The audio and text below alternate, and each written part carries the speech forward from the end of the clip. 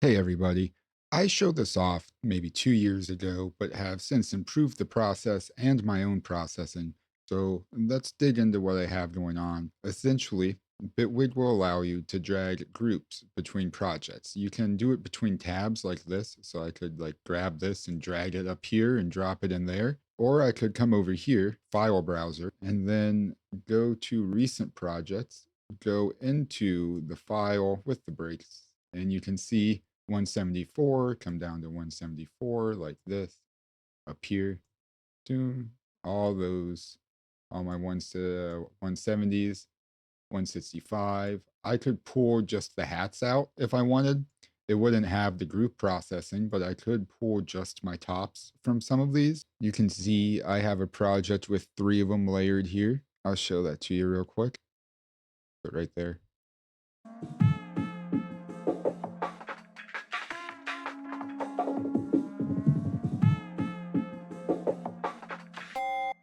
Out of his mercy.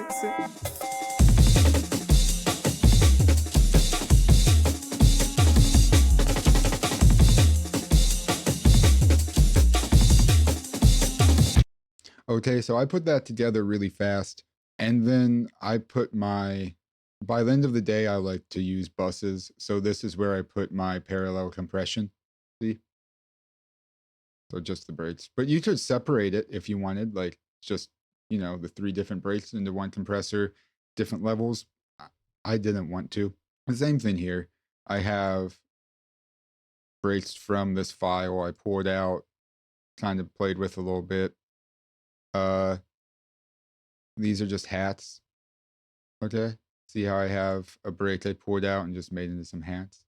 The project itself is easy to set up. I put a section for just like raw breaks that I use a lot. You can see here is a James Brown folder with all the James Brown breaks I had. Hot pants, some almonds, the think break, couple mules.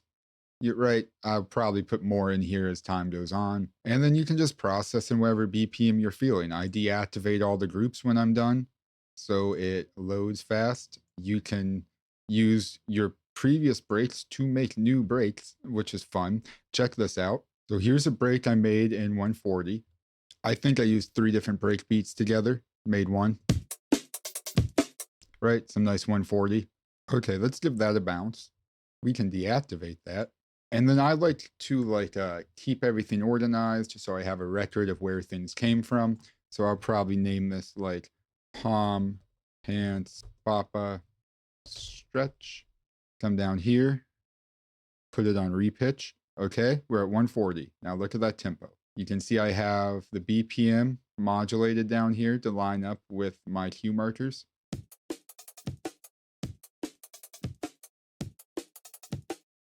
Cool, right? So then we can just drag this into whatever BPM we decide to work in, say 170. And then we can process it further if we like.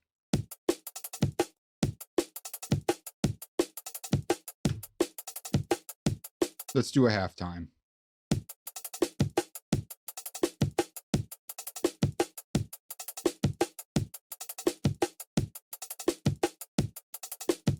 Now what?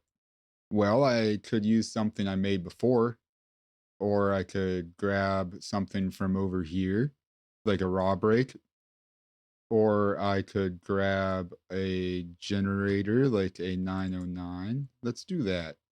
Mono out just the kick.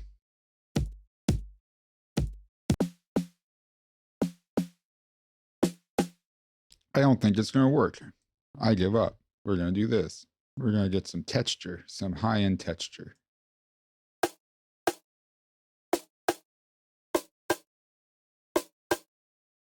That might, I'll mix it up. We'll do one like that, and then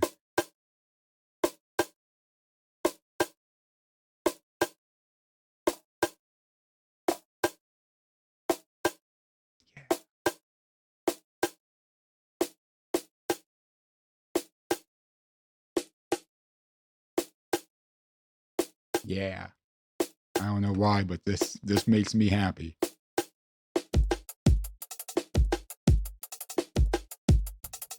This I got from Alchemy. When you are layering snares, for some reason, a limiter just puts everything together really well, better than compression sometimes. So we just go like this.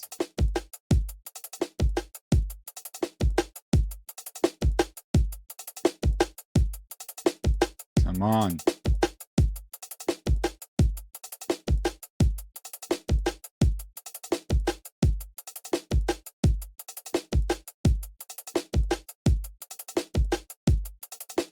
Just kind of level it out a bit.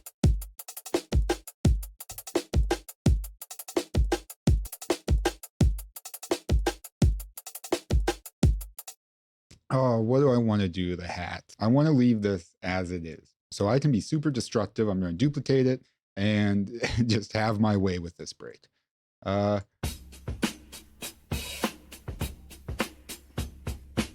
just put it on repitch and bring it where we need it.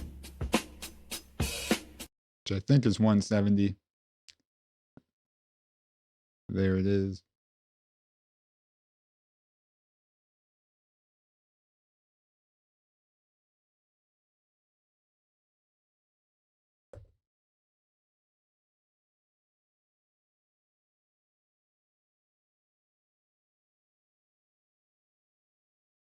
It's experiment.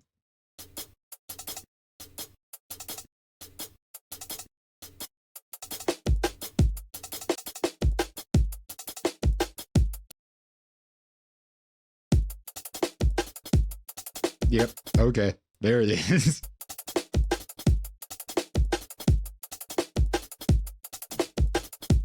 I've spent a long time trying to figure out how to get a very nice stereo effect inside of a classic breakbeat, and you just leave the original stereo in, but just not all of it, like this. Don't do this.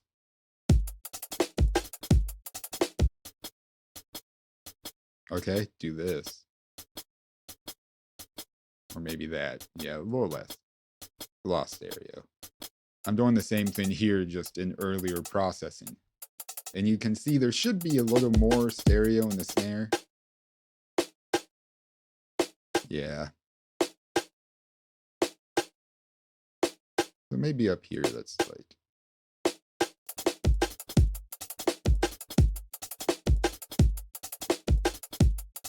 Because the kick and snare probably isn't going to let the hats touch the compressor, I like to do a little bit of rhythmic compression beforehand, but sometimes it doesn't stay. You just like to see how it feels.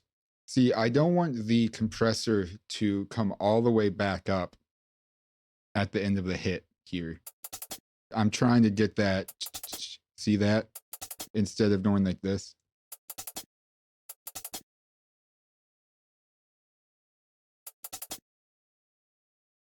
I can go like this, but maybe a little less. And if I want, I could probably put on RMS. That's interesting, but nah, I'm gonna put on peak. And the benefit of working with this group process where I don't have to bounce anything down, I can drag between projects, is I can just turn this compressor off. If it's over processed, I can get rid of it. It's non-destructive, okay? Likewise, I can get super destructive and just make a Franken break between 3 of these different breaks and just start pulling individual clips together from groups and see what happens, right? So this is a really fun space to be in, I think.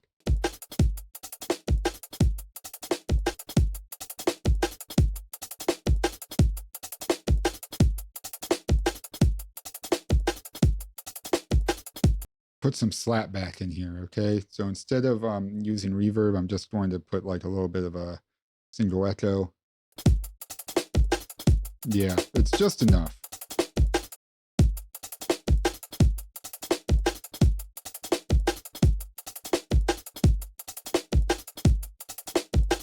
Oh man, this is a nice break. So what we can do from here, let's say I want to make a track. I go 170, deactivate that. So I could take this, right? And I can grab it, drag it like that. If you don't have this open and you just like suddenly need a break and you know which break it is, you can come over here to recent projects, go down to your Foundry, grab this. Why not? I can duplicate that, activate that, delete that.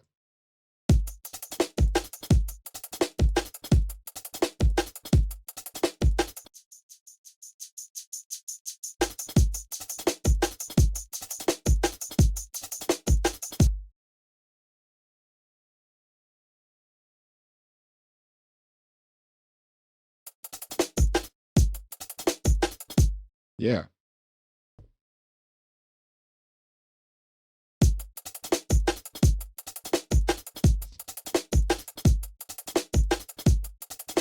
And then we don't have to get all frustrated because we hear a top line in our like kind of thick, dense break that we can't chop in because sometimes if you have someone else's break and it's just one file, you might hear something up here, but because the snare and the kick is doing its thing, you're not going to get what you want from it. And that's frustrating.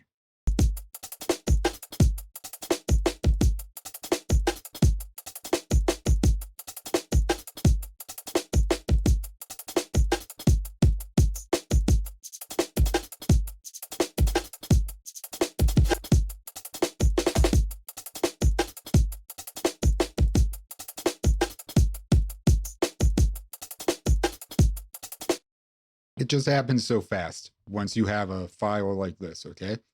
And there you go. If you make breaks in Bitwig, no more anxiety, no more destruction. Just break after break after break after break. That's what this will do for you. All right, don't forget to like, comment, and subscribe. Check out the Patreon. Check out the bass samples I just made. And I will see you guys next time.